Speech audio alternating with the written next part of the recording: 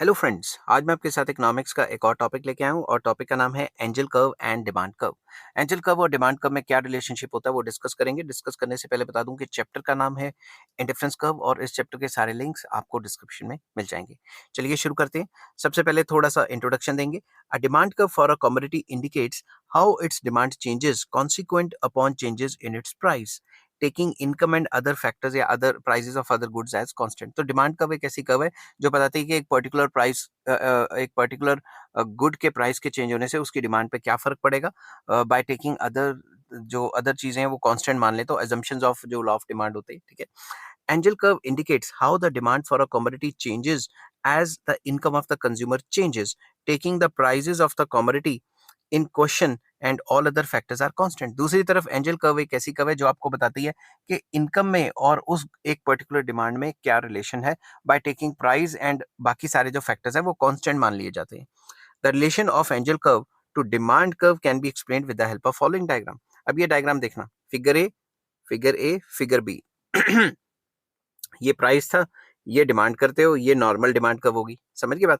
Price उतने का उतना ही रहा, इनकम बढ़ गई, इनकम के बढ़ने से क्या होगा, डिमांड बढ़ जाएगी। तो जब डिमांड बढ़ेगी तो ये डिमांड कर्व जो है इंक्रीज इन डिमांड माना जाएगा, क्योंकि जो इनकम का बढ़ना है वो अदर फैक्टर्स देन प्राइस है। तो डिमांड कर्व में क्या होगी, राइटवर्ड शिफ्ट होगी। कुछ बुक्स में अपवर्ड शिफ्ट भी लिखा होगा। तो ये अपवर्ड शिफ्ट दिखाती है कि जो एंजल कर्व है वो अपवर्ड स्लोपिंग होगी। कैसे? अब अगर मैं मान लूं कि यहाँ पे मैंने quantity demanded for X good दिया हुआ है, यहाँ पे मैंने इनकम दिया हुआ है, तो इनकम थी मान लो I1 और आप डिमांड करते थे सबसे पहले OM, मतलब शुरुआत में तो यही क्वांटिटी डिमांडेड करते थे ना। ठीक है। अगर आपकी इनकम बढ़ गई, I2 तक चले गई, ठीक है। अब जो डिमांड आप करते हो ON1 तक, ये पूरी की पूरी डिमांड आपकी बढ़ गई। ठीक है ना, डिमांड इतनी बढ़ गई तो आप पहले OM खरीदते थे, अब आपकी इनकम बढ़ गई तो आप ON खरीदते हो। तो ये पॉजिटिव स्लोप होगी ना, इन दोनों पॉइंट से आपको ये पॉइंट मिल मिल गया, समझ गई बात। तो आपको एक पॉइंट तो ये मिल गया कि आप इस इनकम पे इतना कंज्यूम करते हो, दूसरा आपको मिल गया इस इनकम पे इतना, तो ये दो पॉइंट मिल गए R1 and S1।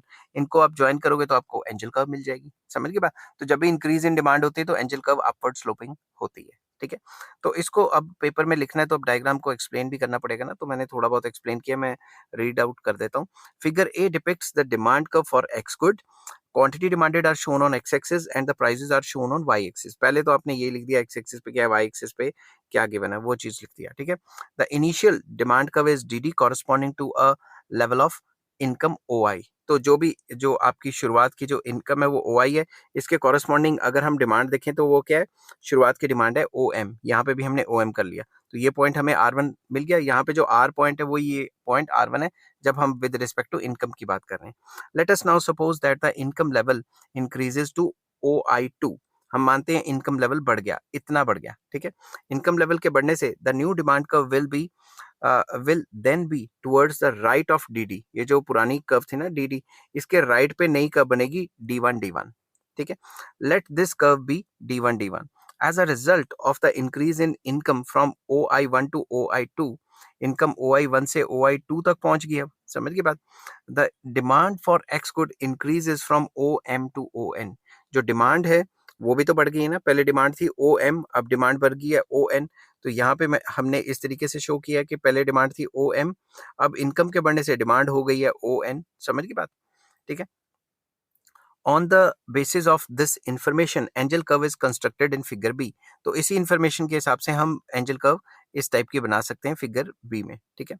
When the income is at OI1 the consumer demands OM units of X good. तो वही बात कि जब इनकम थी आपकी OI1, consumer OM units consume करता था। जब इनकम बढ़ गई आप भाई ON तक यूज करते हो, और ये जो R1 S1 पॉइंट है इनसे मिलाओगे तो एंजल कर्व बन जाएगी।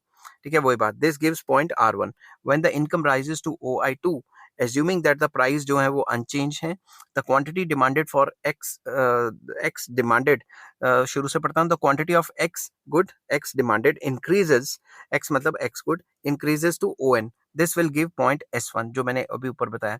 The curve passing through these points R1 and S1 जो है आपको एंजल कर्व दिखाती है।